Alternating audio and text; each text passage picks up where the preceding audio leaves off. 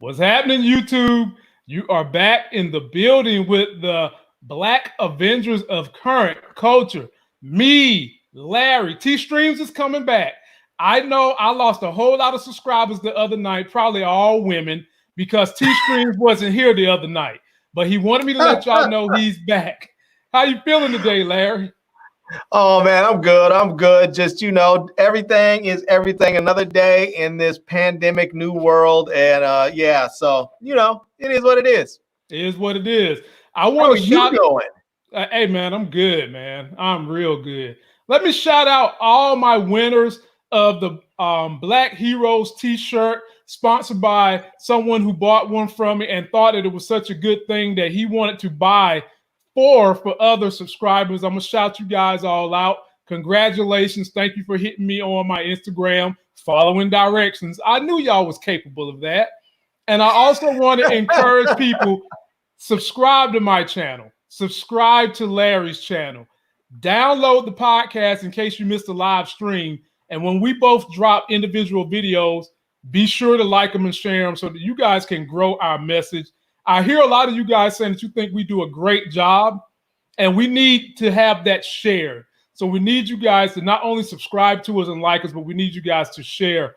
And Larry, are you ready for the busiest Wednesday we've ever had? Man, I'm ready for it. Man, they're starting off early. DVD King already's dropping love in there. Man, we are wow. going to be busy. Hey, I appreciate you, the King, and we can bring you back on sometime next week. But let me give you some love. You probably not seen these visual cons we do. So which one am I going to give you today? Oh, okay, I'll give you this one. Cocaine is a hell of a drug.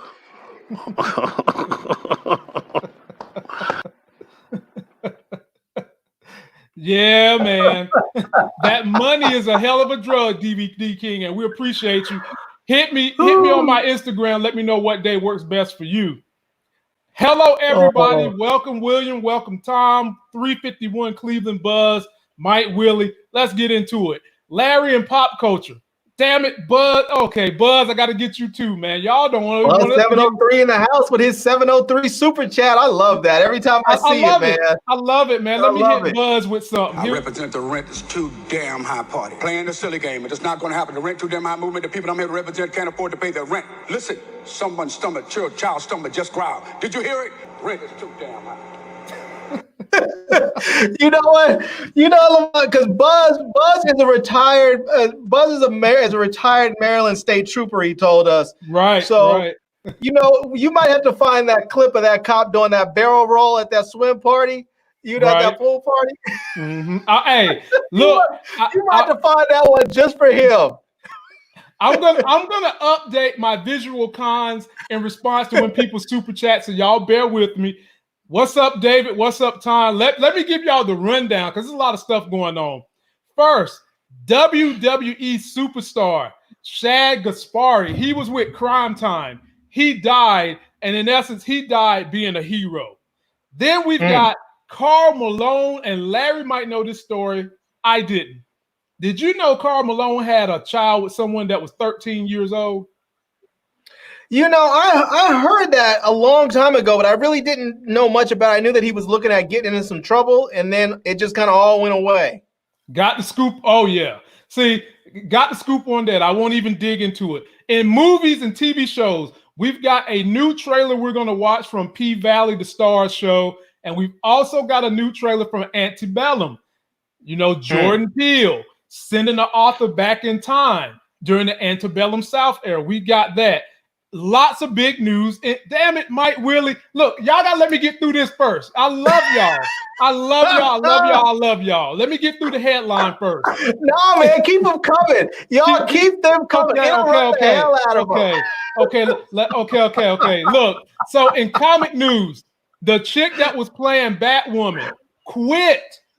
Ruby Rose quit, just walked out and said, I'm done. I'm not coming back. Then we got Then we've got some Marvel Phase 5 news. We know what movies are coming out in 2023. We also have fresh off the presses like a few hours ago, DC is going to release the Snyder cut of Justice League.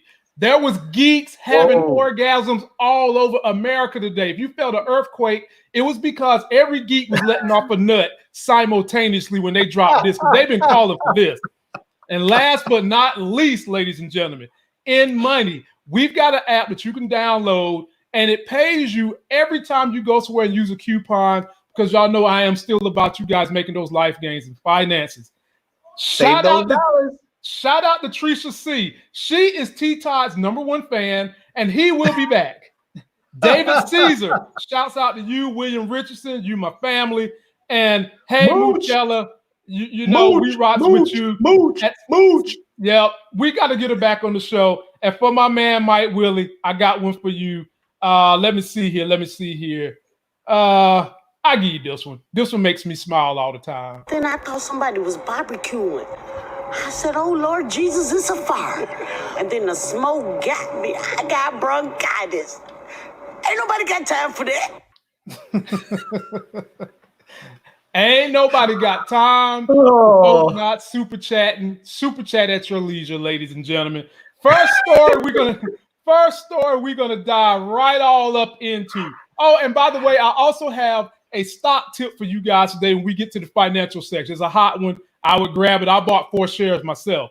First story we're gonna do. We have got to talk about this WWE wrestler who died saving his son. Take a look and a listen at this story. The LA County coroner has identified the body on LA Venice Beach as ex-WWE superstar Shad Gaspard. The body was first seen on the beach by a citizen who called the cops around 1:30 a.m. on Wednesday, and according to law enforcement sources, were told that officers responded and recovered the body near Venice Pier.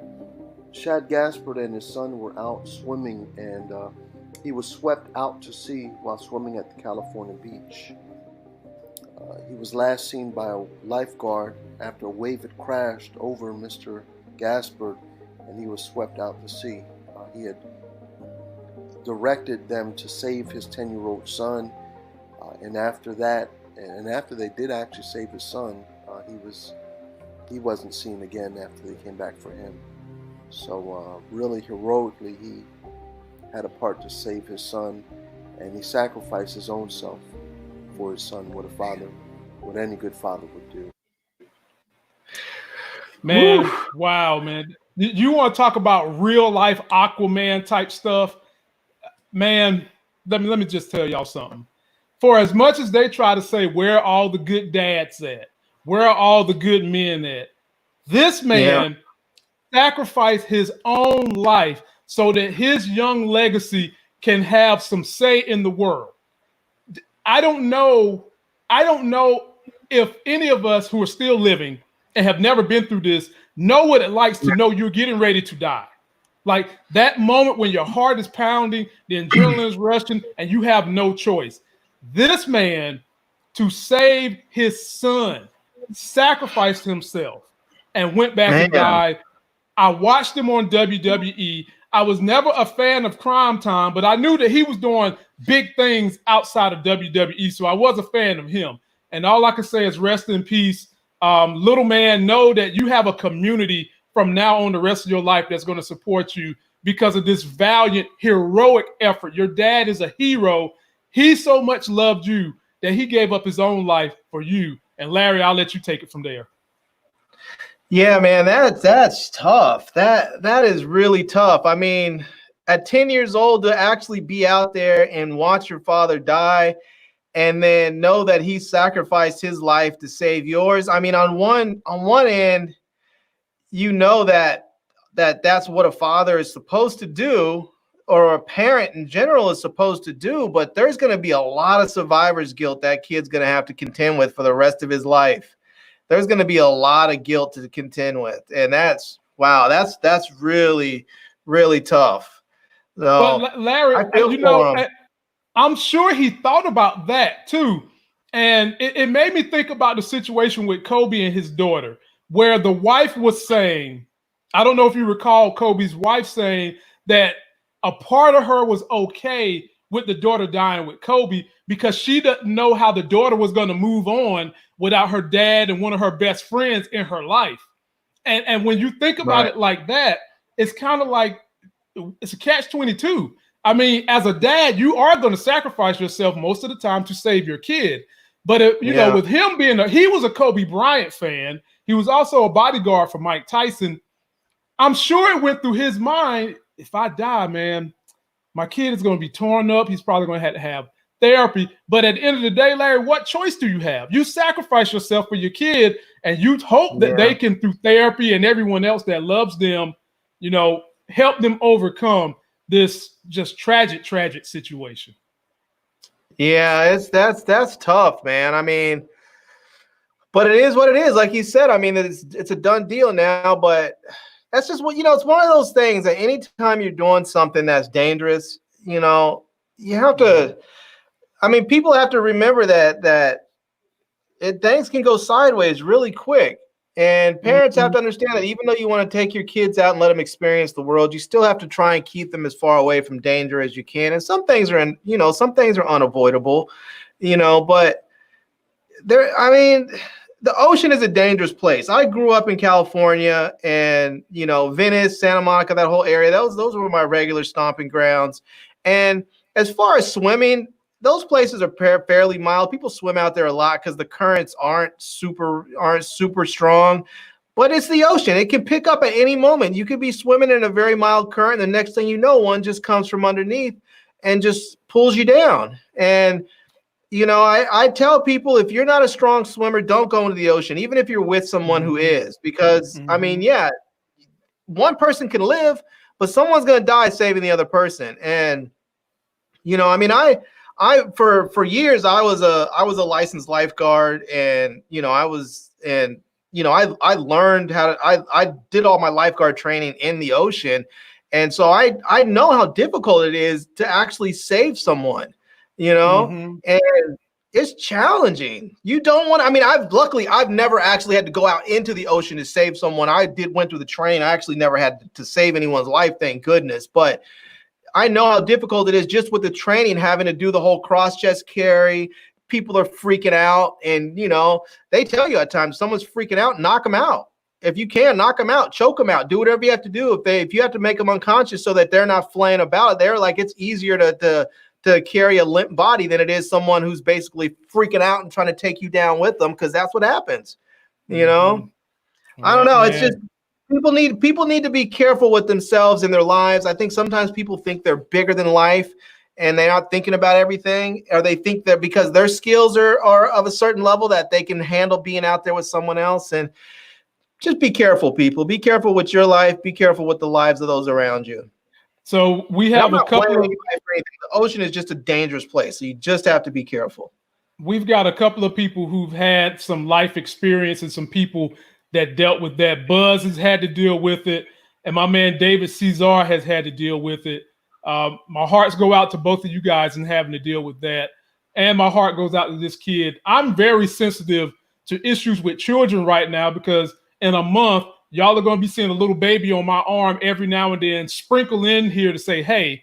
So I'm highly sensitive to those things, and just trying to learn as best I can from what everyone else is doing.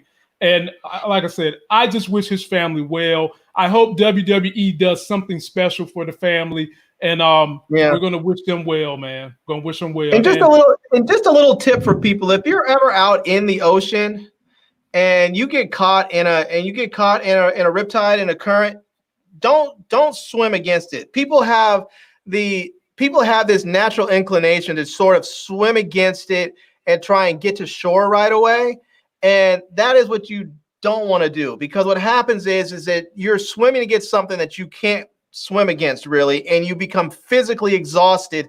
And the next thing you go under. If you feel this thing pulling you, swim with it, and do try and get to the shore, but swim with it. So if it's pulling you left, go left. You may end up a mile, you might end up 10 miles down, but eventually you should be able to get out. If you can swim forward and go towards it, then you can, but what you don't want to do is swim against it to the point that you get physically exhausted and then you can no longer swim. So my little tip. Also, if you haven't, teach your child to swim early on.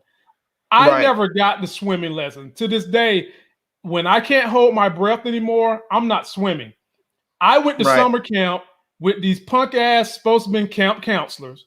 That the only thing they was worried about was screwing with each other.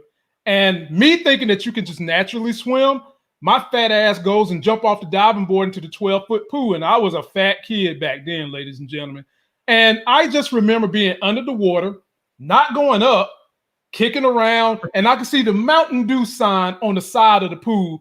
And you know what those camp counselors did while they was flirting with each other? They came and fished my fat ass out and stuck me in the baby pool, 8 years old, in the pool with 5-year-olds. You would think someone would take the opportunity to say, let us teach you how to swim. Oh, no. They went back to feeling breasts and feeling asses. And I've never learned how to swim, and I'm trying to learn how to do it now. Yeah, I'm a little edgy, y'all. I'm a little edgy today because these stories bother me. Because good parents, man, it bothers me. But we're going to move on. My folk, Howard McQuarters is in the building. Howard, man, big up to Howard today. This one is for you. It's my team. It's my quarterback. Well, thanks, Howard, man. You know I rocks with you. Yeah. And I will be giving my stock tip of the day when we get to the financial section closer to the end of this video. All right. If you haven't done so already, please subscribe to this channel, subscribe to Larry. Be sure to turn on those notifications because I'm hearing, for whatever reason, notifications have been turned off on people's YouTube. Next story involves the mailman. I am talking about Karl Malone. Only difference is I thought he was the mailman for mailing in baskets. Turns out he's the mailman because he liked to send sperm to 13-year-olds. Take a look at this story right here, boy. Larry, I can't make this stuff up, man. I can't make it. Karl, the mailman Malone is a pedophile, and it took me all these years to find out. Let me break it down for you guys. Karl Malone has a son named Demetrius Bell, who is a former NFL offensive tackle who played for the Buffalo Bills. Demetrius was born in 1984 to Gloria Bell, who was 13 years old at the time. Karl Malone was 20 years old at the time when he impregnated Gloria. Yes, Karl Malone got a 13-year-old pregnant at the age of 20. At this time, he was playing college basketball at Louisiana Tech, a college student having sexual relationships with a middle schooler. Absolutely disgusting. Since Gloria Bell and her family didn't have much money, they kept this on the down low till Malone made it to the NBA, knowing they wouldn't get money out of him while he was still in college. Once he made it to the NBA, the Bell family sued Malone for child support and asked for $200 a week from Malone. What did Karl do? Well, Karl did nothing. A man in the NBA making millions of dollars who got a middle schooler pregnant couldn't pay $200 a week for child support. The case ended up going to court, and the judge decided that Karl would pay $125 a week. God damn, Karl Malone, you are a piece of shit, man. What makes this story even more twisted is that Malone had told his son that he never wanted a relationship with him for obvious reasons. But that has changed, and Karl Malone now wants to start having relationships with his son. Man, if I was Demetrius, I would be like, alright, bet, let's meet up and just give him an uppercut. Just sleep his pedophile ass. This one caught me off guard because throughout my life, Karl Malone seemed to be respected and liked around the NBA, and that's what makes this story so compelling. In the culture we live in today, people are getting exposed and canceled for way less harmful things. Why is Malone still viewed as a respectable NBA Hall of Famer? I hope this brings light to a piece of shit human that should be looked at as a pedophile, not an NBA Hall of Famer. And you guys know this stuff came in lieu of Michael Jordan's The Last Dance. We had people that work around and in sports saying things like this. With the final chapters of The Last Dance ending in Utah, I think it's a good day to remind everyone that when Karl Malone was 20, he had a baby with a 13-year-old teen and never had a relationship with the boy. And this is the boy. You know, he has a little bit of a resemblance to Karl, a little bit. Larry, bruh, I got to get this into you, man. When you hear these stories, now we just got finished lambasting Little Bootsy for what he said. We ain't been too long getting on R. Kelly for what he did. It don't matter when it happened, even though time has, you know, the child is an adult now. That act was still wrong no matter when it occurred. And then to further try to distance himself, he didn't want to have anything to do with the kid And I guess now whatever statutes are probably in place, you can't go after Karl Malone for statutory or anything like that, even though you have proof in the form of DNA that he stuck his penis in a 13-year-old. Larry, what's up? Well, I'm not sure what the statutes are, but and the reason why is that I think if you are in, I'm not sure what state they were in. I think was it Utah they said that it was in, or no, I'm not sure where they were in. He went to school at Louisiana State, so maybe somewhere around there. I'm not sure. It didn't say where he was at. Yeah, I'm not sure what the statute is out there, because I know it's different for child abuse or child molestation versus statutory rape, and it depends on the age. And so if that age usually goes from like 12 to 13, it jumps from molestation to statutory rape. So Mucella's saying it's Alabama. Okay. So yeah, but I'm not sure. So I mean, if for instance, if he got her pregnant at 13 and she had the baby at 13, it might have been where it could have been statutory rape, and then there probably is nothing they can do about it. But I think with child molestation, which it probably would have been if she was 12, I think that all those laws, I think they're allowing people to go back and actually either seek either criminal charges, or at least they're allowing people to bring civil charges, against people, because they have gone back and said, hey, it's unfair to have a statute of limitations on people that were kids, because they're kids. They don't even, and some states have said that there's no statute of limitations. Some people say the statute of limitations doesn't start running until the child that was molested turns 18 or turns 21. So it really, I guess it depends on when it happened in her life. If he was having sex with her before she was 13, because I think that at that point it was molestation instead of statutory rape. And then at that point, maybe the clock starts running after she becomes an adult. And if that's the case, maybe she still has time. Maybe she can go after him, and even if she can't go after him criminally, maybe she can go after him civilly. Probably at this point that amends looks to be that he's made amends with that son. I'm sure that mother don't want to do nothing to ruffle feathers or create tension more between that son and the father. Now, right. You can't. It's amazing that the guy turned out to be a professional athlete on top of that. That's just incredible. Did you see that picture of Karl Malone's family and lineage? Look at this picture. Man, when you get your hooks in the athlete, you get their asses to spit out as many money makers as you can. Look at that family. Beautiful, he does have family. Looks like he's got plenty of kids in there. Beautiful little family. But, no matter when this type of thing happens, ladies and gentlemen, it's wrong. I don't care if it happened in 1700. It was wrong then. It's wrong now. And unless the mother and the son have said, you know what, forget it. Just let it be. And we don't know what Karl Malone has done financially since then either, because he had to know this was going to come back up when the Jordan documentary came out. When he heard that this documentary was coming out, he had to know that this was going to come back up with him. So maybe he's made some financial amends with the family or whatever. But if a district attorney really wanted to be an a-hole, they could possibly come after this man. But apparently judges was paid off from what I'm understanding, and nothing is going to happen at this point. Because remember, Karl Malone has been a staunch advocate of the NRA, other Republican issues and other Republican demeanors. And I'm not saying he's being protected by them, but something prevented him from getting the R. Kelly treatment. Either way you look at it, it's still sad. This happened a long time ago too. You have to remember this was not in today's era. So this is, this happened a long time ago. Even when R. Kelly stuff happened, which was far more recent. The first go round where he had the thing with the girl, the whole pee scandal. I mean, let's not forget he got off on that. I mean, the dude's on videotape peeing on a 14-year-old girl, and he got off. So I mean, even then it was, getting R. Kelly. R. Kelly didn't get much of a treatment. He had to go to court and he won. That's true. I mean, that's true.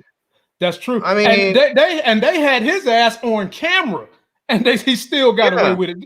Like, bruh, it's like, whoa.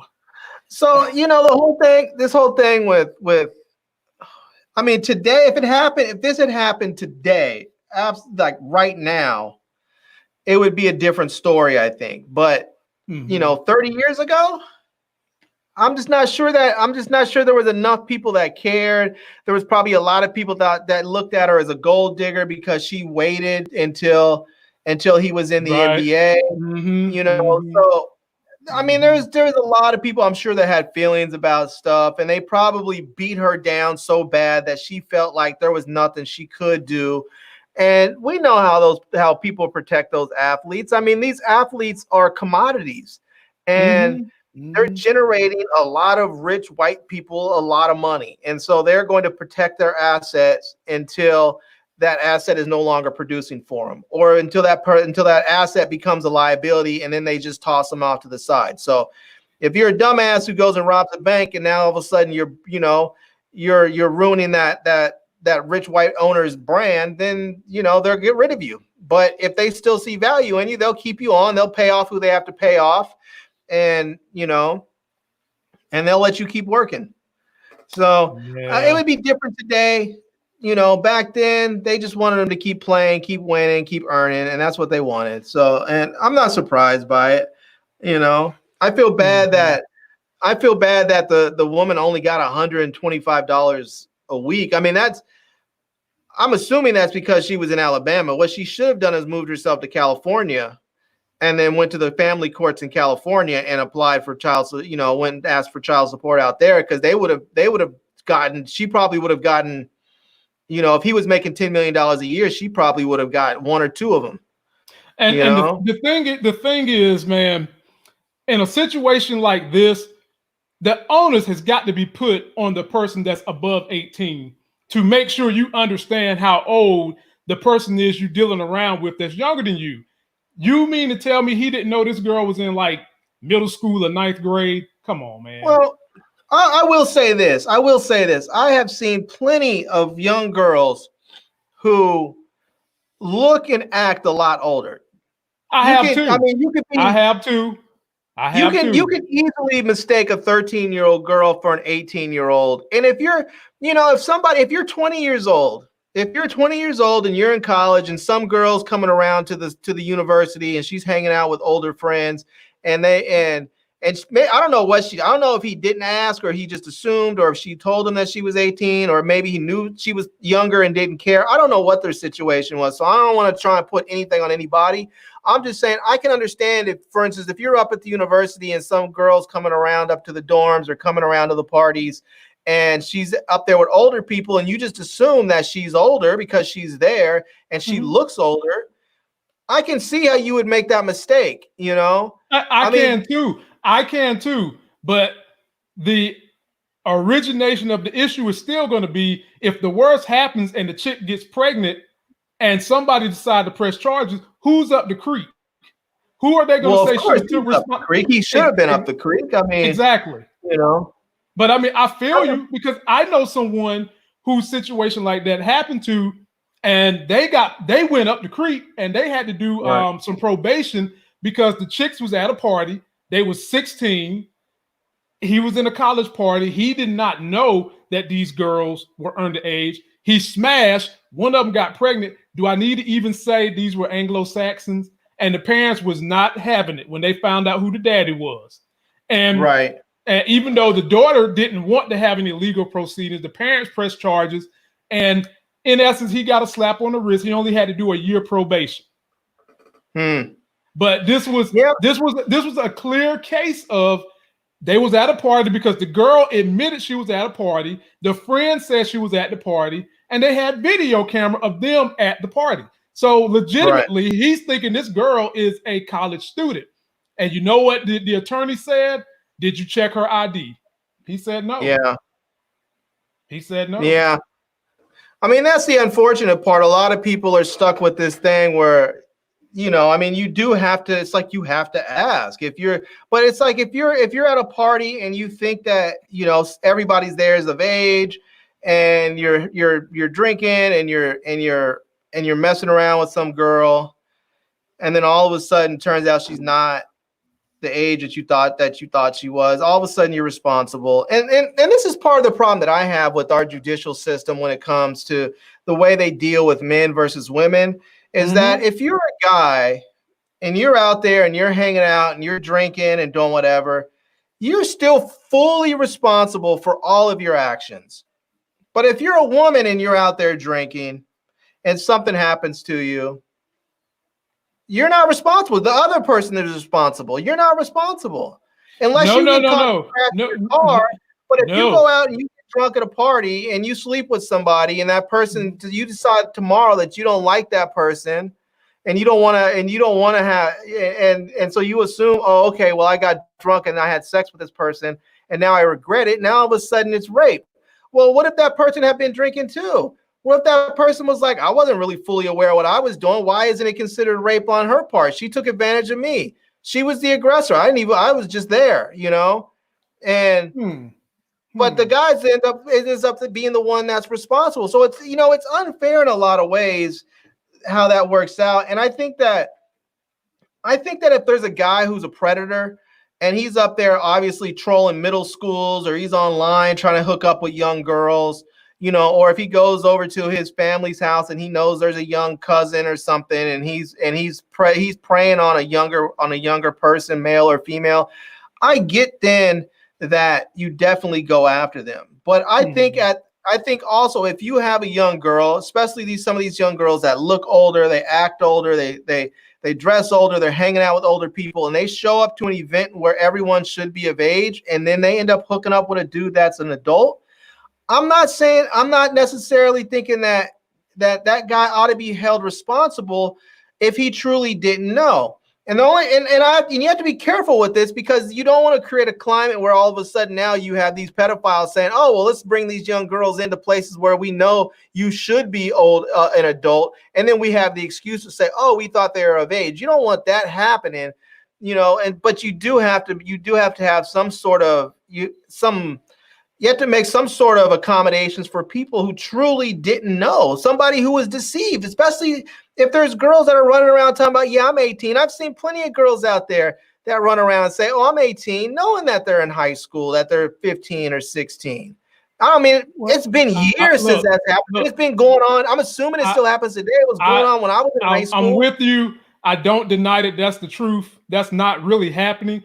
But because of that double standard, fellas, you have to ID.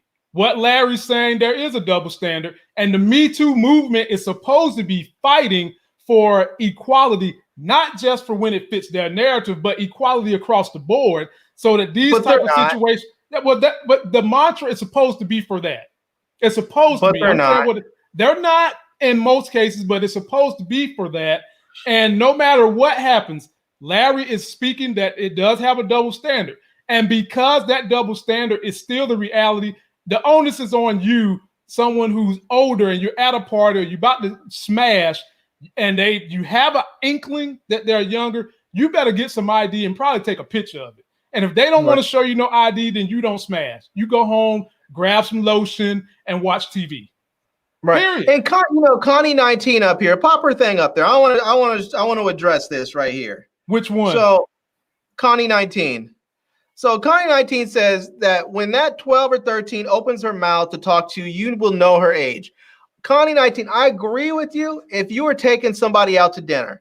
If you're out to dinner and you're trying to have a conversation with someone, yes, you're going to know if they're talking about freaking Rainbow Bright and strawberry cheesecake, you know. My Little Pony. My Little Pony. Yes. If they're up there and you're trying to talk to them about regular stuff, and that's where their mind is, and they don't seem like they're that, you can tell a 12 or 13-year-old if you take them somewhere and have a conversation with them. If you're on a college campus or in a college town and you're at a party in some house or apartment and everyone's drinking, half the time there's music playing, it's too loud to hear anybody. You're basically just sort of, yeah, okay, whatever. And next thing you know, two people are making out, and then you're out. Do you want to go upstairs? Yeah, let's go upstairs. And then that's that. There's no real conversations happening. You know, I mean, I don't know what their scenario is, but this is oftentimes these things happen. It's not like you're on a date with someone, you know. You just it's a smash, it's a hookup, and oftentimes people aren't having real conversations in those times, in those moments. If you did, you're right, you probably would know. But and don't get me wrong, I'm not making excuses for these dudes. I'm just saying, bruhs, you have to protect yourself by all means, whether that's IDing people. Yep. If a girl is drunk and she wants to have sex with you, you just simply have to be like, look, I really want to. And hopefully you'll feel that same way tomorrow when you're sober and we can hook up then. You just have to make those sacrifices at times, because otherwise, you know, you think you're getting in, you think you're getting this hot chick that's going to be, you know, that's all willing, except she's drunk. And the next day she says she didn't know what she was doing. Well, that moment could cost you the rest of your life, you know? And that's exactly what I'm saying. That's exactly what I'm saying. And part of it is recognize the double standard. You don't have to like it, just recognize that it's there and act accordingly. So, and to Connie's point, there are some, best way I can put it, there are some 16 and 17-year-olds that have had the kind of life and experiences where they can talk to you about certain things and come off older than 16 or 17. But at the end of the day, the onus still falls on the man to make sure he knows, because you're risking it all. Yes, in some cases, there is still a double standard. But you also have to consider the maturity level of the person, that the 20-year-old guy, because it's not like, for instance, I'm in my 40s. I mean, I've been around the world. I've traveled to dozens of countries. I've sat down and had conversations with politics. I've photographed presidents. I've done all kinds of stuff in my life that I still think is amazing. And I can tell if I'm talking to a teenager, because I am sort of a worldly person. I'm not bragging or anything. It's just my life experience. I know when someone else has not had that life experience by talking to them. So you may have a 20-year-old who just hasn't had any real experience, and his mindset and his maturity level is just not there yet, because he just hasn't matured yet. He hasn't had a need to or a desire to, and he hasn't had any real world experience to talk about anything else except for Madden or, you know, whatever was on TV last night. And that may be the same place that 13-year-old is at too. So when they're talking, it may not occur to him, oh, she might be 13, because they're basically in the same space. So you do have to take those precautions and check IDs, unfortunately, you know. But man, 13, man, that one is way down there. I might concede someone who's 17, maybe 16, but 13 and 12. I mean, I can remember girls when I was 13 and 12 in the schools I was going at. Only one female had breasts. One. And guess what? She got pregnant in the 8th grade. The one female in my middle school that had breasts got pregnant. See, I was in middle school. By the time I was in 6th grade, there were girls already that had huge breasts. I mean, I remember that was like a big thing. It was like when we came back from summer, it was like we were in like 5th grade, and starting 6th grade, we started a new school for middle school. And when we came back, it was like, holy crap, half the girls have boobs, you know? And it wasn't even like they had like little training bras. These were like grown women breasts, you know? And man, I mean, it was like that. It was like that going forward. It was just like, you know, so I don't know. I mean, I can see very easily how someone could make that mistake. If they're not looking for it, if they're in a place where they believe people are of age, I can see how someone could easily make that mistake. I mean, you look at these guys now, you know, you look at some of these guys now, if you take a young kid who's say 15 years old and he's in high school, he's an athlete. I mean, if you don't look at his baby face and his peach fuzz, and you just look at his physicality, some of these dudes that work out all the time because they're playing football or whatever, and they're 6'4" because they're playing basketball. Some of these guys look like grown men, you know? Some of them look like grown men. It's a lot. I think it's a lot less with boys than with girls, because boys take longer to physically develop, but there are a lot of boys out there that look much older than they are. I mean, when I was in high school, we had guys that can grow full beards, and we used to have them grow full beards. We'd say, don't shave. Start on Monday, don't shave. So on, you know, I didn't tell them this because I didn't drink in high school, but people would say, don't shave on Monday. So on Friday, you'll have a beard. You can go into the store and go score. And they'd go buy beer for people. You know? I'm gonna say this, then we're gonna move on. In 8th grade, I looked like a grown man, but you know why I looked like a grown man? Because every morning before I went to school, I would go get a black magic marker and color a mustache, and ain't nobody know nothing. And the girls was loving it. I mean, I was coloring that bitch like it was just for me, just coloring and coloring and coloring. And I get to school, I popped in there with a mustache, and I was getting so many Mac Daddy moves, man. It was nuts. Oh my God, that's comedy. That is comedy. Now we're gonna move. Speaking of the Me Too movement, we're about to move and talk about someone in that movement. If you are finding us for the first time, please subscribe to the channel. Subscribe to mine, subscribe to Larry's, download the podcast. Whenever you've got good stories, hit me on the gram. Well, hey, the young lady. Yeah, go for it. Can we address one thing Sean Green just put up there so we can right quick? Go for it. It says older women mess with younger guys, it's celebrated. When older men mess with young girls, you go to jail. And it says it makes it so bad you can only be a couple years older than her, and a man goes down. You know, there is a lot of truth to that. This double standard is so severe in some cases where you can have a man who messes with a young woman. He can end up for the rest of his life in jail potentially, or he can end up doing a decade or so. Oftentimes, when a woman messes with a younger man, no one thinks anything about it. Oftentimes, the young guy is celebrated as some sort of champion. Oh yeah, he got this older girl. Or ooh man, there was this teacher I wish I could have messed with when I was in high school. He's lucky he got to get with his.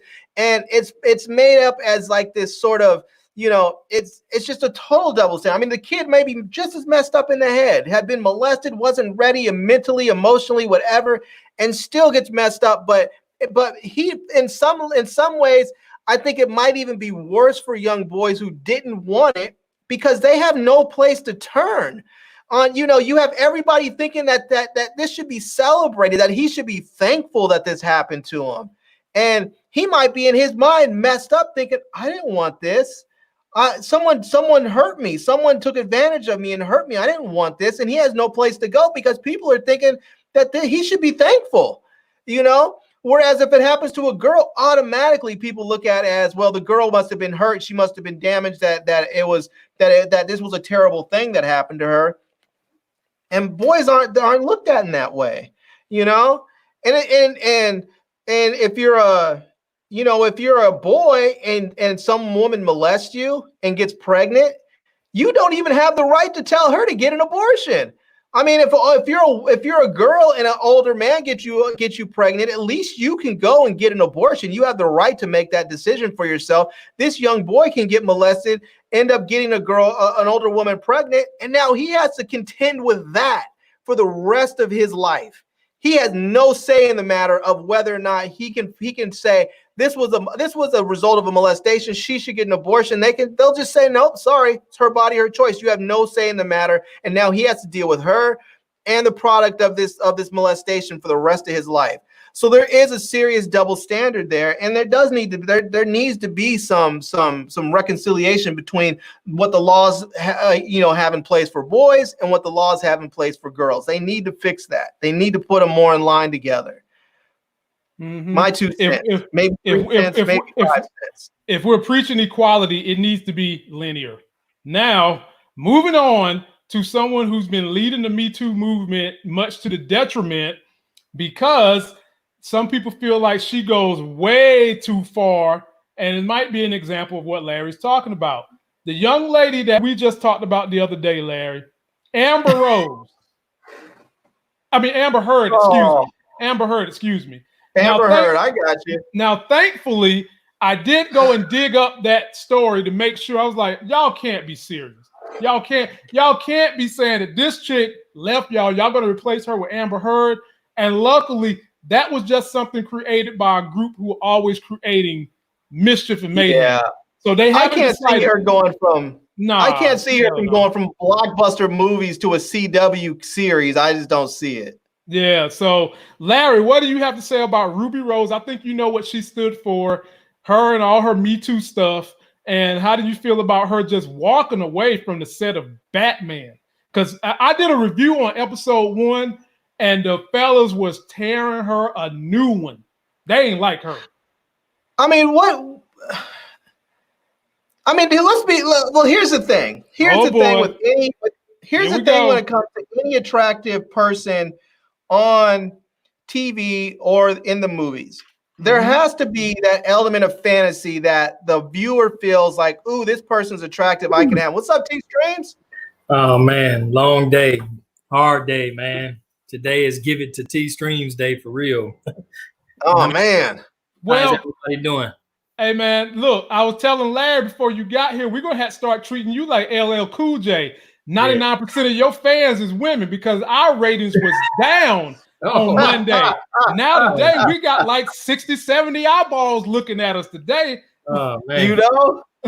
I was really in the bad spot, man. I got my fingers crossed and praying, man, that I don't have like no dislocated disc or deteriorating disc in my back, man. Dude, I was like, oh man. I mean, I could barely walk. That's how bad it was, man. I had the hot pad and the TENS electrotherapy running through me. I sat on that for 7 hours, man. Wow. I've had the same injury. You got get rid of the heat. Yeah. Use the electro pads and the ice. Get rid of the heat. Get rid of the heat. Yeah. So so I'm not. So I really wasn't, man. I was not up to it, man. I feel you. Yeah. But we get up today. My credit card didn't have like $6,800 in charges. 6,800. Yeah, unauthorized charges, man. So I had to deal with that. It's just, dude, it's just like, oh my God. So it is what it is, but we good, man. Hey, the people is showing you love. They all happy to see you. And Larry was about to get into his tirade about how he doesn't like lesbian Ruby Rose because she quit the Batman show. I wasn't gonna say I didn't like her. I'll be honest with you. I didn't watch the show because when they showed the trailers for it, it didn't appeal to me at all. It did not appeal to me. So I just didn't watch it. And now let me make no mistake, y'all.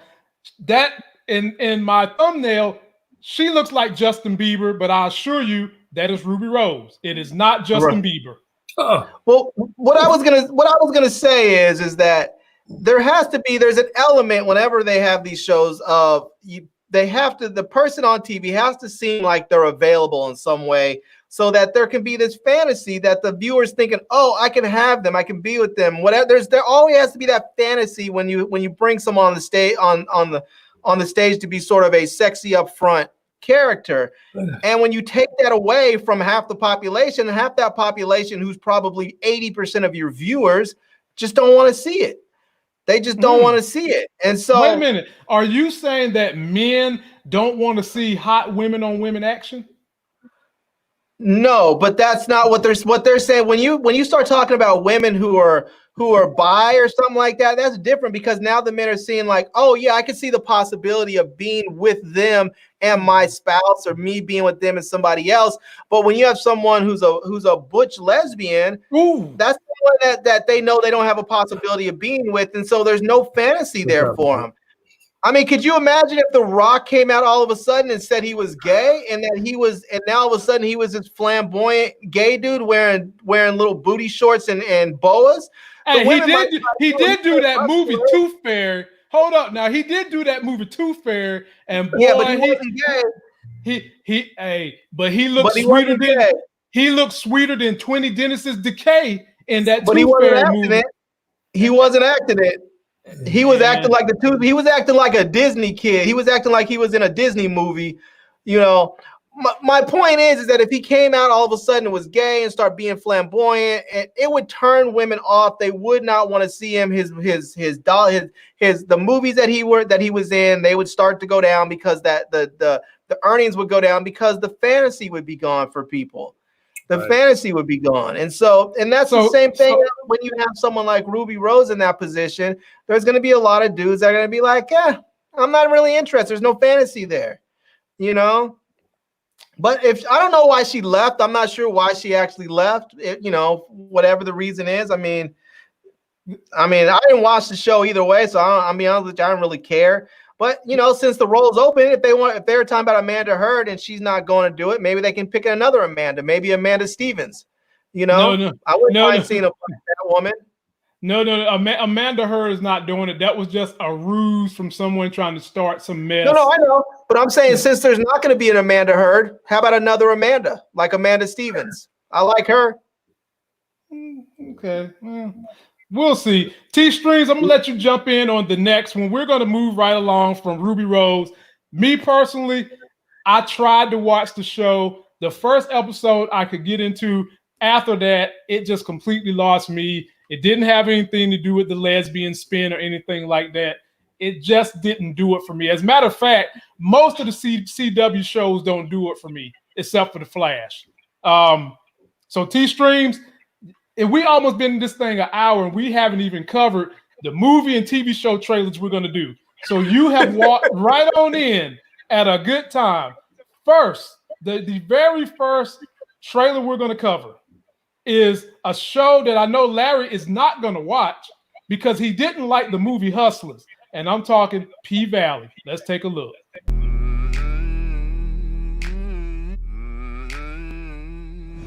Every bitch got a choice in this game.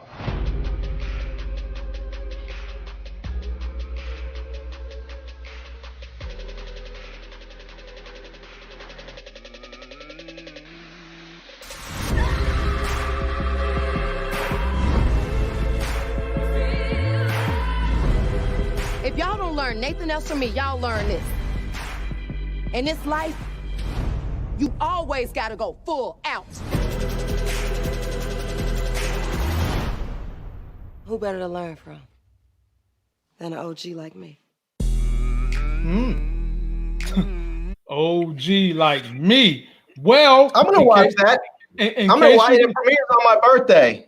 Okay, so there you go. Happy birthday early. So it's also a book, ladies and gentlemen, and it's basically talking about the life of a stripper down in the NO and how they start putting together a series of things to overcome the stripper life. We're going to give it to the man of the hour, T-Streams. Are you interested? Are you watch? Not really, man. What? Nah, I'm out. I'm put like this. I told you guys in my younger years, I used to do that, and you didn't seen it, and to me it's sort of stereotypical. I may watch the first one, see how it sets off, but I don't see anything that's that would really catch me. You can pretty much look at girls gyrating at any given point of the day, cut your TV on. It's not, that's not one of my interests right there, but I may check it out, the first one, like I did Empire. But I don't know if they be showing if they be showing the old boy that they was just showing a little bit too much, like they did Jesse Smooches. Oh my God! That's the thing I don't get is like you're gonna do a show about strippers and all the dudes they show in there like Duncan Hines moist. I'm like, come on, man. I've been around enough strip clubs to know that the dudes that hang out in them clubs are nowhere near moist. The dudes that run them clubs are pretty damn gangster. A lot of dudes that go. I mean, come on, man. Wait a minute, man. This dude talking about they moist like a tsunami. What the fuck? I will give it a try, on the first episode. Oh my God. Normally you can tell, man. And if it comes off as a little bit too cliche and and stuff like that. See, I'm really not into the whole ratchet movement. You know what I'm saying? I sort of get away from that. So it don't really entertain me. So I may check it out just to see what everybody else will be watching, because I know folks will probably ask me about it because it's an urban show. It's not my typical show, but I'll give it a look. But it's definitely don't look like anything that I'll be like, damn, I can't wait to 6 o'clock Wednesday night so I can check that out. That's not one. That's not one of them shows for me. Larry, it's on you, baby. It's a book. What you gonna do? I mean, I'm gonna watch it because I like to try and watch. I try and usually watch my black stuff and support it, and I'll probably watch it and see how it is. I'm not guaranteeing that I'm going to can stick with it, but I'll definitely give it a shot and see how it goes. I do have to say I already have reservations that they're going to portray black men in a very gay, feminist light and not just show bras as they are. It's not to say there's not gay black men out there, but you watch TV and movies, you swear that that like 75% of us are out there or running around with makeup on and false lashes, and that's just not the case. It's not an accurate representation of our community, and so if that's what they're showing, then I probably won't watch it. Mm-hmm. And the ratchetness thing, it does bother me. I don't like seeing that so much, but for whatever reason, our people seem to just love the ratchetness. And I'm just like, there's so much more to us than just people running around ratchet. You don't have to be, Black Ink Crew, screaming and yelling and flipping over tables and stuff. You don't have to be that way to get attention, but maybe you do, because that's what people seem to want. I mean, I don't know. They even do the same behavior on the housewives shows too. The white ones and the black ones. People just like that type of. They like ratchetness, man. I mean, we'll take the examples of what we do on our YouTube channels. When we put out clear, concise, non-ratchet videos, they struggle to get to 1,000 views. But the minute we get up here and we cuss, we fuss, and we let loose, and we add 2 letters into the word ratchet, we get a lot of views. Yeah. I mean, so my final word for me is I'm gonna check it out because I'm interested on, are they going to put a good storyline around it? And if they do within the first couple of episodes, I'll watch and I'll review. But if it's just some boogity hood booger mess straight out the gate, not watching. I started watching Empire and was done by season 2 because it just went way too crazy for me. So if it's good and it has a good script, good story, I'm watching, which leads me to the next review we got. And I think that I can undeniably say we're all watching this. This is Antebellum. Take a look. Oh, Lord, my DJ. Lord, I'm going to have to fire my DJ. Hey, DJ. Oh, no, here we go. That's the wrong one.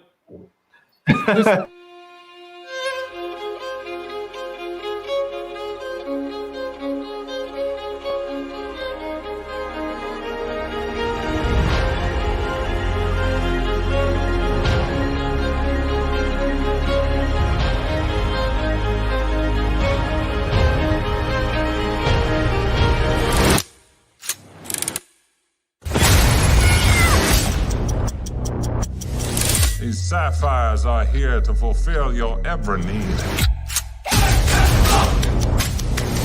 Wherever you were before, that's over. That's over.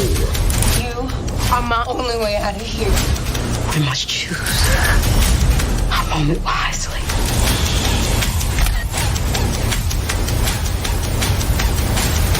We go tonight.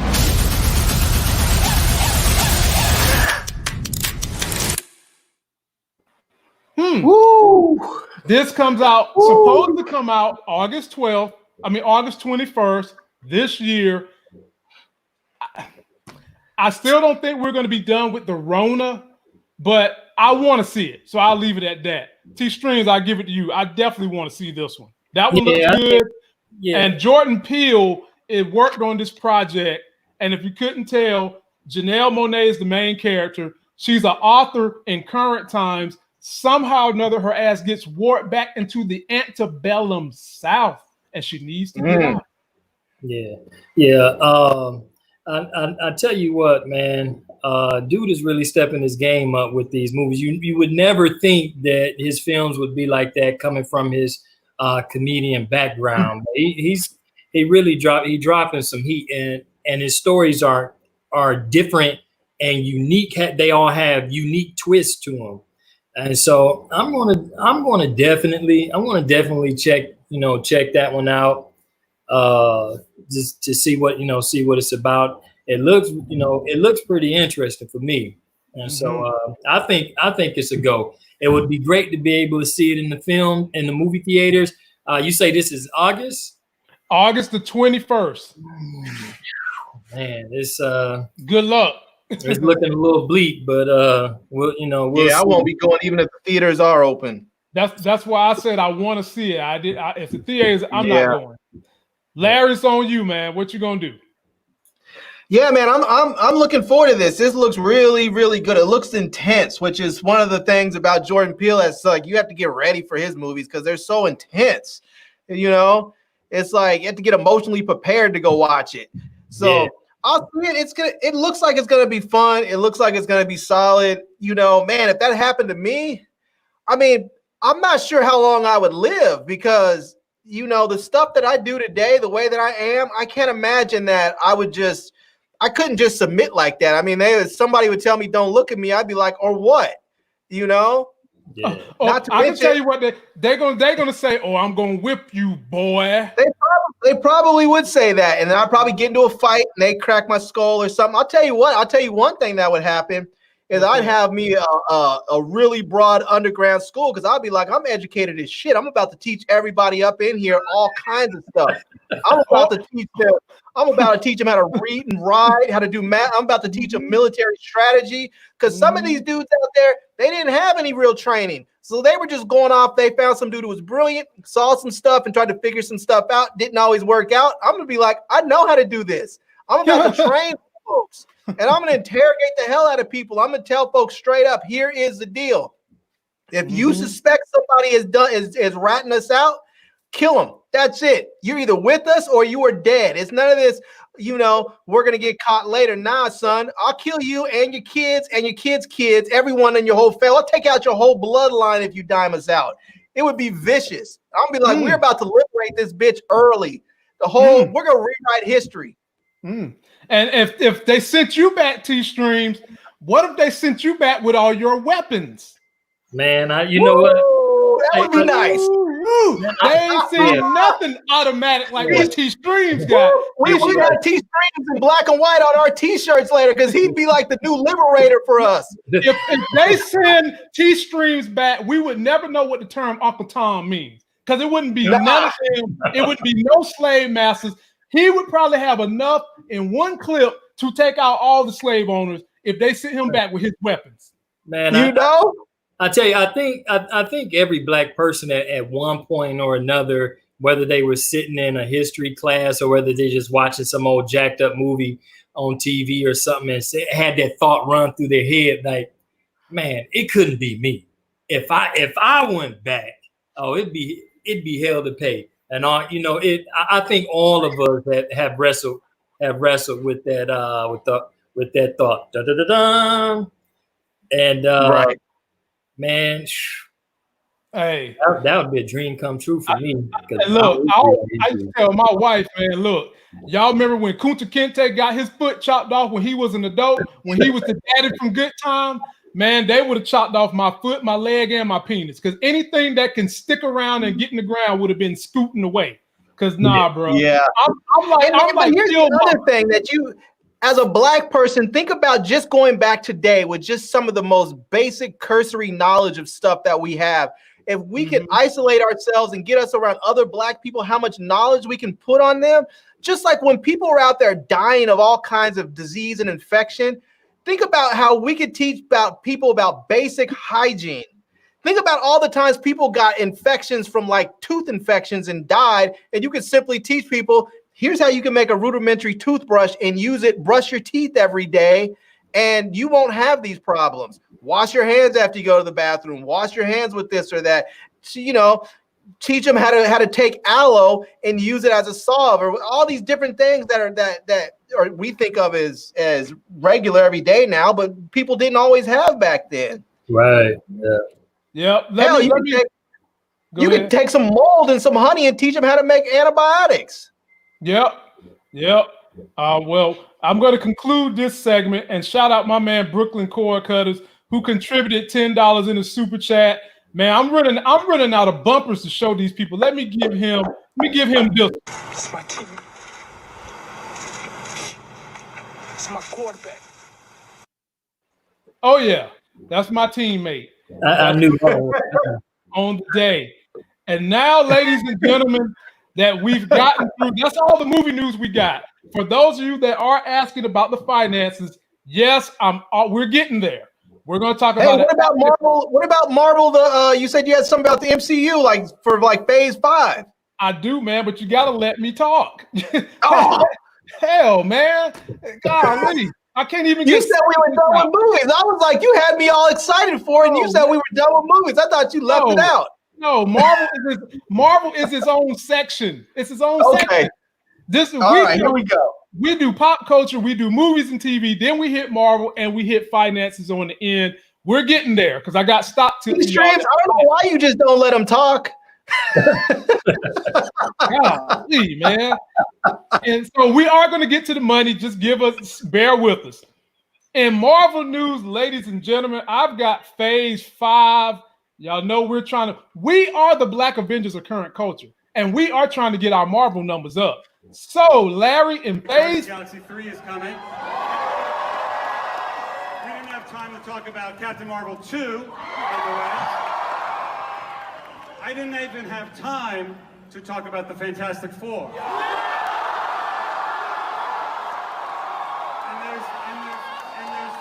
there's no time left to talk about mutants and how mutants come into the MCU. Ladies and gentlemen, two-time Academy Award winner, Mahershala Ali. What is that?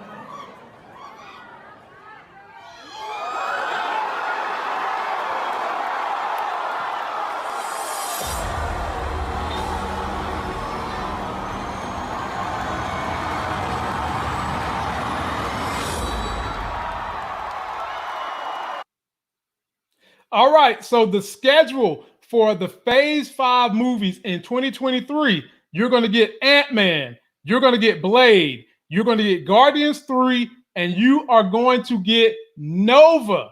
And in each story, things are leaking out. For example, in Ant-Man is possibly when they are going to introduce Dr. Doom in the quantum realm. If you guys remember, they showed you a city in the quantum realm. That was a little tidbit that they dropped from Marvel. They're possibly saying that in that quantum realm, Dr. Doom is somehow or another in there, and that they could possibly bounce the Fantastic Four from getting their powers in the quantum realm versus going to outer space. And in Blade, we know Blade is a setup for the dark Marvel universe. He's going to be teaming up with Doctor Strange. Me and Larry reported on that Monday of how he could be part of the Sons of Midnight team. And there's the quantum realm from Ant-Man and the Wasp that they're talking about might spur Dr. Doom. And then we're going to have Guardians of the Galaxy 3 in 2023. That is going to be a setup for Adam Warlock. Adam Warlock is going to eventually team up with the Guardians to take on the next humongous giant threat that is a space threat that the Avengers and the teams can't do by themselves. You're going to have someone like Adam Warlock. And last but not least, Nova. And what's special about Nova? Nova was supposed to have been cut in the last Avengers movie, but they didn't do it. They decided to go with some other cuts. Basically, Thanos went to Xandar, destroyed it. destroyed everything. Nova got out of there and landed where the Hulk landed in the Avengers movie. That was supposed to be his role. But what he's going to be, he is going to wind up being the leader for the Marvel Cosmic Team. It's going to consist of him, Captain Marvel, Thor in space, and possibly he's going to be teaming up with the Guardians. Fellas, how do you guys feel about what Marvel is going to be doing in Phase 5 in 2023? Larry, I'm going to give it to you first.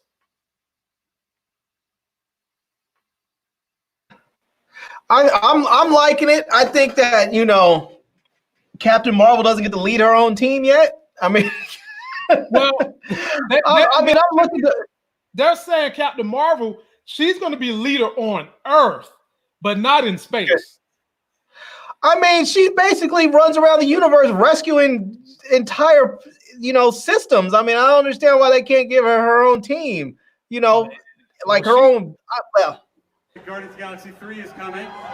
I mean, Larry, you've got so many characters and these powerful characters. I mean, you know, she could still be the most powerful one in space, but you just have maybe Nova having, you know, all the essential parts to be a leader. Just because you're the leader don't mean you're the most powerful one on the team.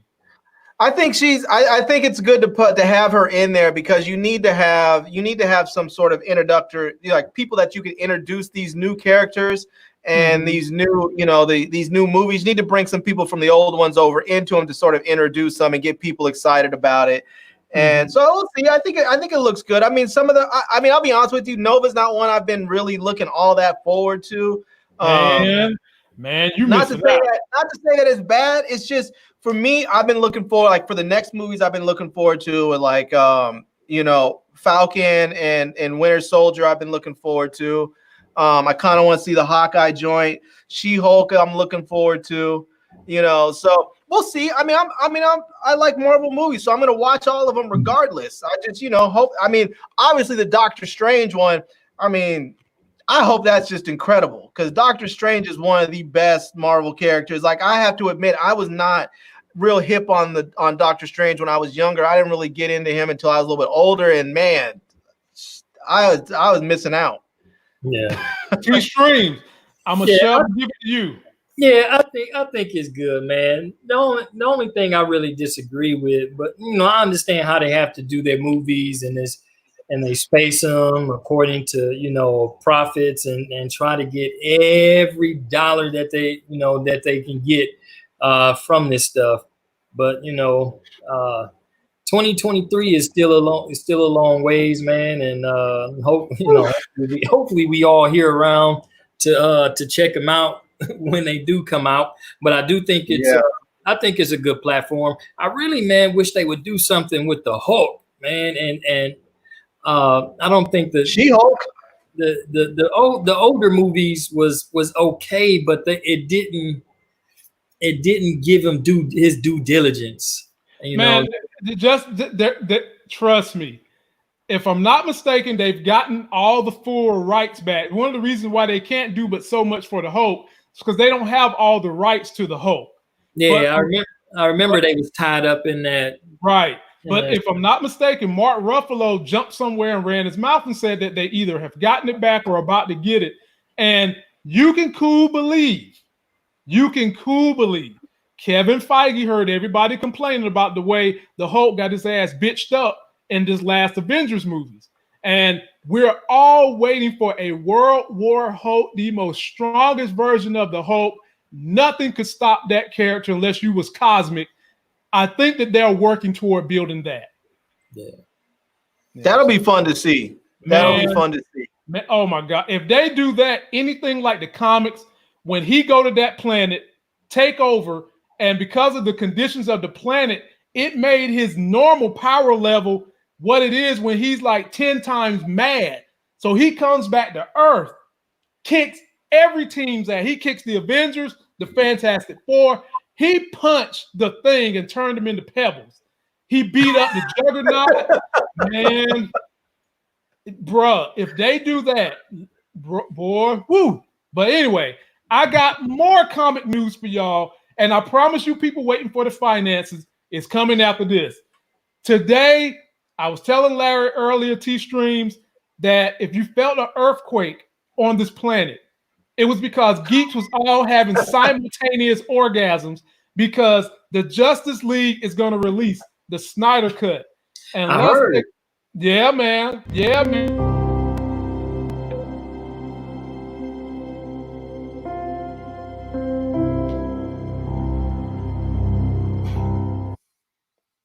So in case you're wondering why everybody is having geek are going to release the Snyder Cut, because it has a whole lot of scenes, over an hour and a half of stuff that they didn't put in the original Justice League movie.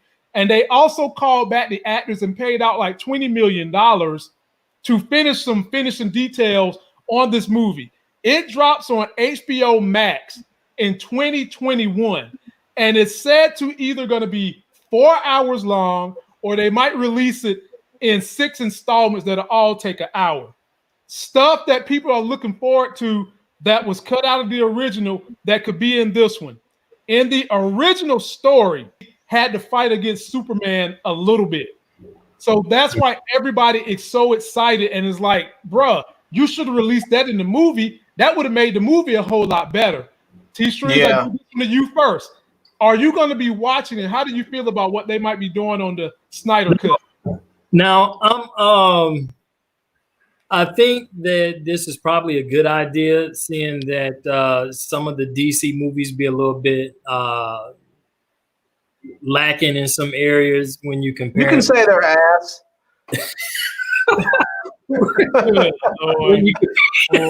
when you compare them to Marvel movies.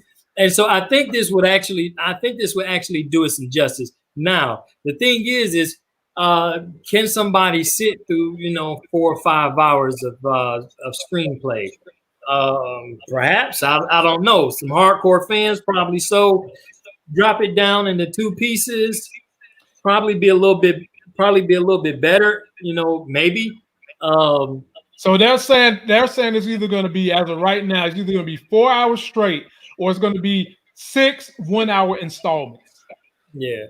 So yeah, 4 hours is tough. That's tough. I think what T-Streams was talking about with 2 parts, like even if they made it 5 hours and made it 2.5 hour movies could work. But I like the idea, since it's going to go to HBO Max. I like the idea of 6 1-hour installments.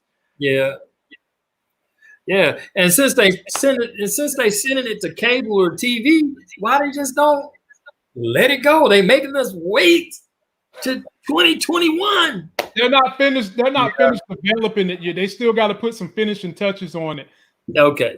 So that's why you can't get it right now. That makes sense. I had just ran across that today and was like, interesting. So I think it's a good play for DC. They need a comeback movement, aha moment. They need one bad. All DC movies that are good are ones about their villains. Those are the good ones. Their heroes suck. I shouldn't say their heroes suck, but the way they present their heroes, they suck.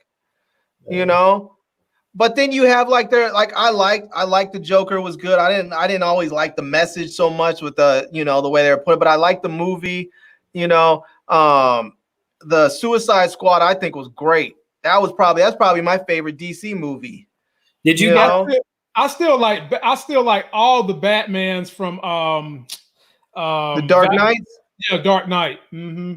Did you guys hear who's supposed to be playing the Joker in the new one? No. You didn't hear it? No, I missed it. Break the news. You breaking it. You're breaking it. Yeah. What? Really? I can see that. I can see that. Breaking news. I can see it. Yeah, T-Streams. I caught it on Twitter yesterday. And so Johnny Depp is slated to do the Joker in the new Batman with the vampire boy. Oh my Lord! Thank God. Rob Patterson or something like that. Yeah. I was never a fan of that hire for him to be Batman. I'm really mad at Ben Affleck. I could have eventually got behind his Batman, but I'm glad you got someone of that caliber to play Joker. Yeah. And so that may just make it that more appealing. Because dude was reporting that he wasn't going to work out and do some extra stuff for the role. He wanted to be a natural Batman and all this kind of stuff. And I say, man, don't screw up the genre or the name, man. Don't mess up the franchise because you got a chance to play in this iconic role. And then I came across that and I said, okay, but then maybe they'll just have the Joker beating him up all up and stuff. So I don't. Yeah, I still don't know why they picked that dude. They should have cast what's his name. If they're gonna cast one of those Twilight dudes, they should have cast what's his name, Taylor Lautner. I think he would have been a better Batman. No, but any event. The other dude that would have been good too is that what's that kid's name that's from he used to play on Teen Wolf on the CD, not the movie, obviously the series. I missed it. I didn't catch it. Hold on, let me look him up right quick. Tyler Posey. Okay. I think he would have been a good. I think he would have been a good Batman, but not Rob Pattinson. I'm not feeling him. I'm not saying he couldn't be a good. I'm not saying he's not a good actor. I just don't see him as Batman. Well, I've said that early on, and I've had to eat the words a few times. I guess we'll just have to see on that one. But they could have made him the villain in the new Blade or something. He's already been a vampire. Just make him the villain in the new Blade. We'll see. In any event, ladies and gentlemen, I'm going to let that conclude our movie Marvel Comics section so we can get on to the money section. There are some people in here who have been patiently waiting. I thank you. Be sure to subscribe to me, Larry, our videos, our channels, share them, jump on T-Streams on Facebook because sometimes he get missing and he replies to you women quicker than he replied to us brothers. We supposed to be brothers.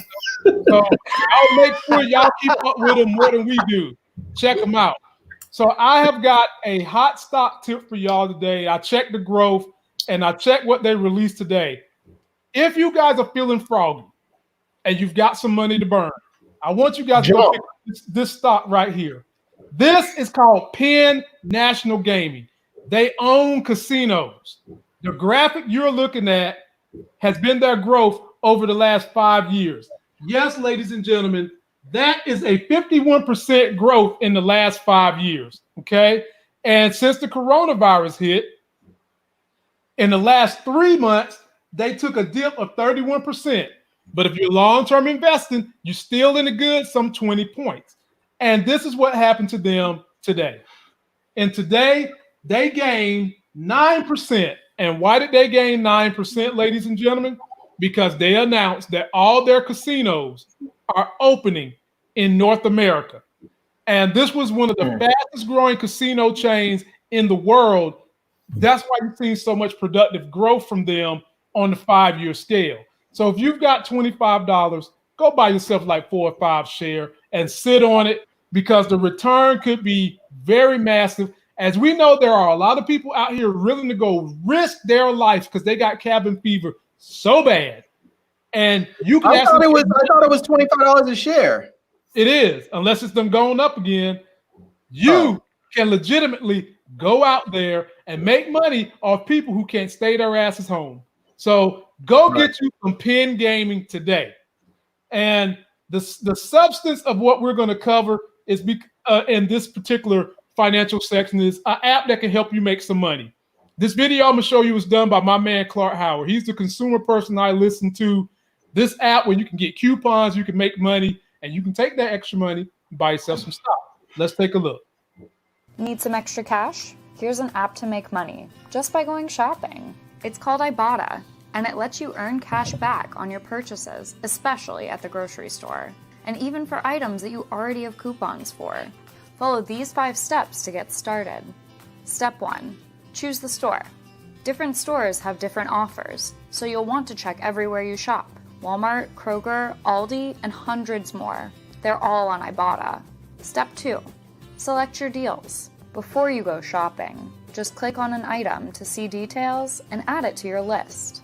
When you add an offer, you may have to watch a video or answer a question. This only takes a few seconds. Most Ibotta offers are for specific brands, but products in the any item category let you earn cash back on your preferred brand, even a generic. Step 3. Go shopping. At the store, review your deals under the My Offers tab. When you click on an offer, double-check the details and scan the product barcode to make sure that you have the correct item. Always ask for a receipt at checkout. You'll need it next. Step 4. Redeem. Redeem offers by taking a photo of your receipt from the Ibotta app. Some stores let you connect a loyalty card and don't require that you submit a printed receipt. Ibotta matches your offers and awards you the cash. Step 5. Cash out. Ready to get paid? You can cash out via PayPal, Venmo, or a gift card once you've earned $20 in the app. But there are more ways to earn cash back from Ibotta. Bonuses let you earn additional money if you redeem deals in a certain group. You can also earn bonuses through teamwork. Build your team by sharing your referral code with friends and family. When they earn, it helps you earn bonus cash. You can also use Ibotta for online shopping. Access participating retailers via the app and earn a percentage cash back from your order. Just make sure you read the fine print for each site. Now that you know how, go ahead and earn cash back with Ibotta. So, ladies and gentlemen, there you have it. Short, sweet, and simple. It's not going to make you rich. It's not going to make you rich. You know, for maybe let's say you spend 4 hours on that a week, you might can pull down about $1.50. Doesn't sound like a lot, but I mean, every C note adds up. Larry, I give this to you. Think about that app. Yeah, I've never actually tried that before. I might have to give it a look and see what it's all about and try it out. So, yeah. I mean, I'll reserve judgment till I've had a chance to look at it personally and see how it works. But it looks like it could be something if you have time and you shop a lot. You know, it may be something for people to give a shot and try out. I do like looking at those stocks, though. I want to see. You know, I know that you had mentioned earlier when you were doing that you bought a few shares of it, and I'm trying to figure out who you're buying your shares from, because I have a TD Ameritrade account, but I think there's a limit. I mean, you have to buy a minimum block of most stocks before you can make your trade. So I know you had mentioned you had bought like 3 or 4 shares. Oh man, Larry, how you gonna follow me and you didn't use my promo code and download the Robinhood app? What? I didn't get it.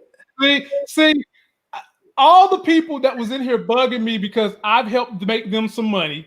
And shouts out to y'all. I appreciate y'all. That's why I'm not getting rid of the financial section. I'm gonna keep that going. My own compadre, my ace boom coon, my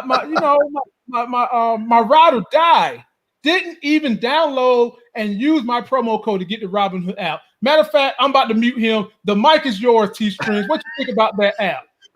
Hey man, cashback is always good, and right now I think it would be beneficial, especially for those of you who are doing a lot of online shopping and stuff, and that's adept with some of the new trends in shopping that the world has turned to right now. So if you find yourself, if you find yourself going through different websites, Walmart and all this other kind of stuff, and getting your stuff online for curbside or for delivery or stuff like that, then you should be able to fit really, really easy into that platform. And like Lamont said, it's not a get rich thing. It's definitely at best you would use it just as another portion to slightly diversify your portfolio. Just give you another avenue to get some stuff, to get some income on doing things that you already do or that you're going to do anyway. So when you look at it from that perspective, it's a win-win. Exactly. And all that I'm trying to do here is help you guys achieve those life gains. Every single dollar that you can add, along with every single dollar you can cut from the expense, helps put you in the game to getting you to a point where you're not having to work for your money is working for you. And that's why I do spend time every day we do this live stream. I spend time researching trends with stocks, leveraging stocks. I do spend some time looking at those things, making sure I bring you guys the most accurate information.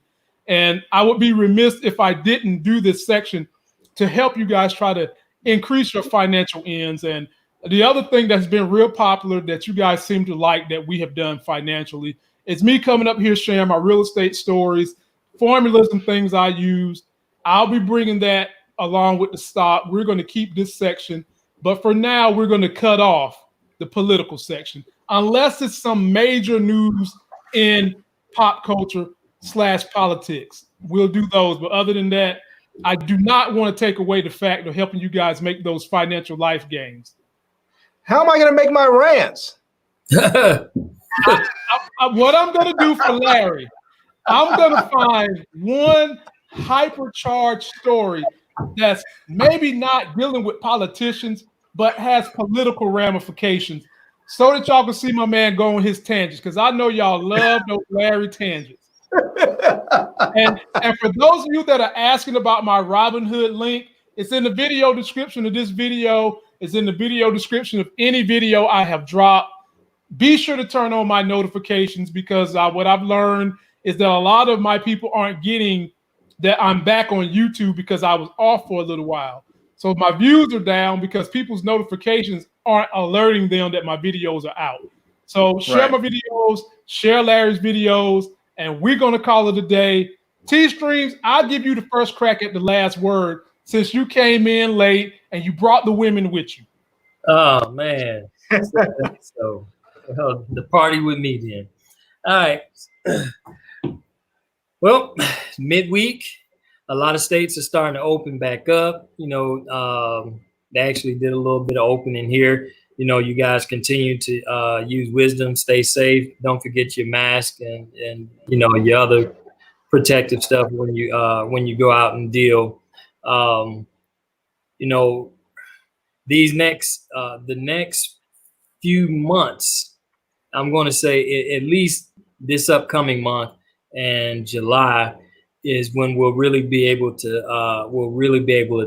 test how things are going with some of these states opening back up. We've already seen reports that a couple of areas have spiked some of those that opened up a little bit early and stuff like that.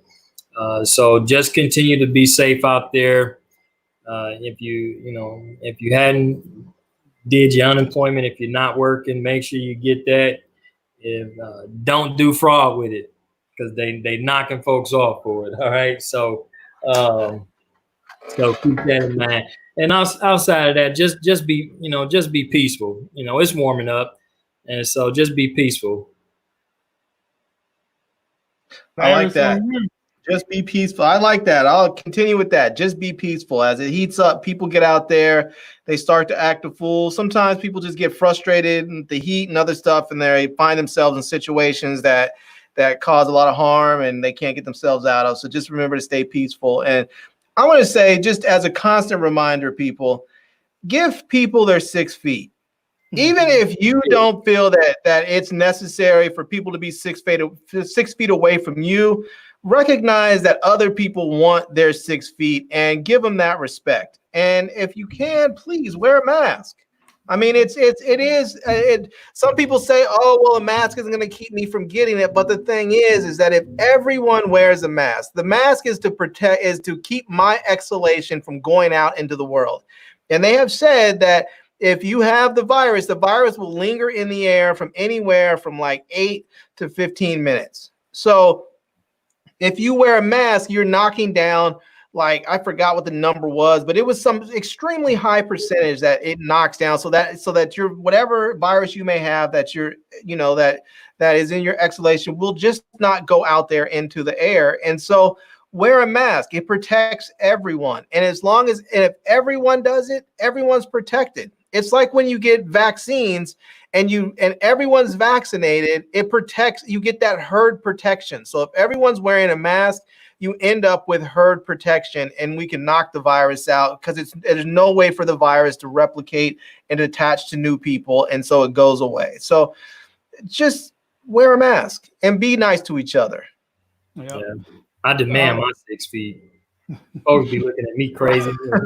Hey, man, I get some crazy. I be scaring my wife and my son because we be in line like, say, bro, I need that 6, man. Hey man, if I ever see you walk in the store and you got them guns looking like Rambo, I'm gonna give your ass 6 feet too. Shoot. That's what you do. You should make a T-shirt that says, "Give me my 6 feet. Give me my 6 or take my 9." Hey, you know what? Don't be surprised if I have that in the store by next week, Larry. Give me my 6 or take my 9. Hey, where's my shirts? I'm waiting for my shirts to arrive. Oh, by the way, for those of you that have been ordering shirts and the giveaway winners, the deliveries they're taking longer than normal, y'all. It's the coronavirus. I'm sorry about that. All right. Normally they take about a week, but because of coronavirus and the mail, they're taking more like 3 weeks. So just bear with it. It is coming. Just know it's coming. I've had to answer this question a couple of times, but they are coming. And my last word to everyone is, I just want to thank everyone that has been rocking with us since we've been doing these live streams. Oftentimes I hear that people love what me and Larry say. They don't understand why we're not getting more views. They find us to be better than some of the people that get thousands of views every single night. I want to say to those of you that continuously hold us down, thank you. And you got to continue to share us. You got to tell people to turn on those notifications because apparently the notifications done got turned the hell off. I don't know how, but somehow they did. But if you like what we're doing, I appreciate you just coming and supporting us the way you have, encouraging us, keeping us on our toes. So on those days when we really don't feel like getting in front of this camera and microphone and try to give you guys information with entertainment, we still come through. The real heroes, the real Black Avengers are you loyal supporters that stay through everything. And I just want to say thank you. That's what I'm saying. Good stuff. Big up to that. So we will see you guys Friday night, 9 o'clock. Hopefully everybody will be here on time, not on CPT time, but on y'all folks' time. And we'll be ready to rock this thing. And so until that next, hey man, I'm calling myself out too. Many times I've sent y'all them invites late. I'm calling myself out. Most of the time it's really my fault, honestly. But until that next Sex is Hell video, I'll be dropping snippets of this one tomorrow through Friday. We'll see you. Peace. Peace.